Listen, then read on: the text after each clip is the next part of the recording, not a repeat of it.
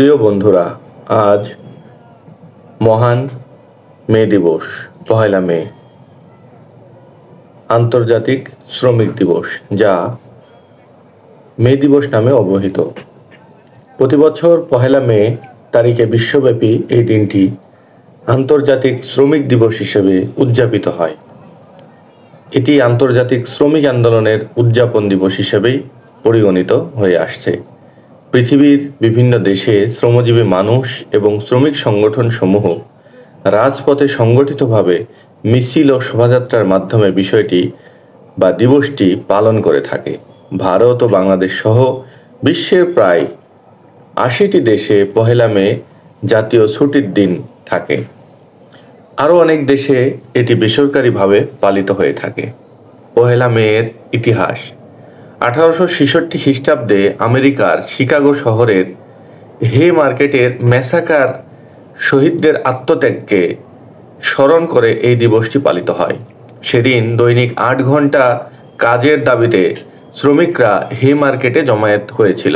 তাদেরকে ঘিরে থাকা পুলিশের প্রতি এক অজ্ঞাতনামার বোমা নিক্ষেপের পর পুলিশ শ্রমিকদের ওপর গুলিবর্ষণ শুরু করে, যার ফলে 10 থেকে 12 জন শ্রমিক ও পুলিশ সেই সংঘর্ষে নিহত হয়।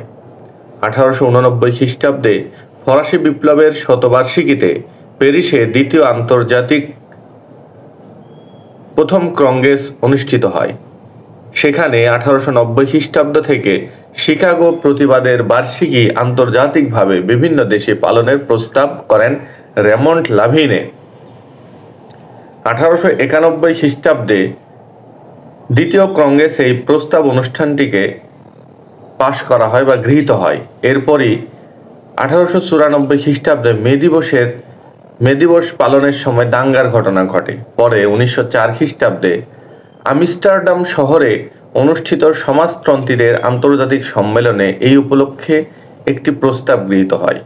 প্রস্তাবে দৈনিক 8 ঘন্টা কাজের সময় নির্ধারণের দাবি আদায়ের জন্য এবং শান্তি প্রতিষ্ঠার জন্য বিশ্বজুড়ে পহেলা মে তারিখে মিছিল ও শোভাযাত্রা আয়োজন করতে সকল সমাজবাদী গণতান্ত্রিক দল এবং শ্রমিক সংঘের প্রতি আহ্বান জানানো হয়।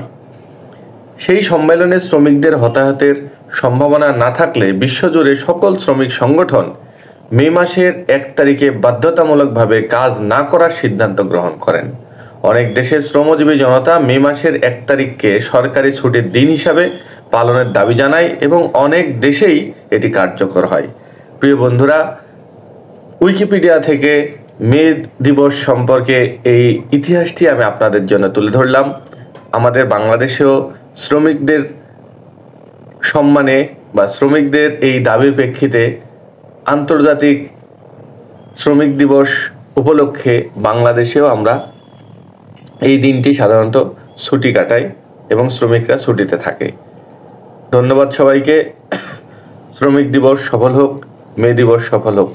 আসসালামু আলাইকুম রহমতুল্লাহ।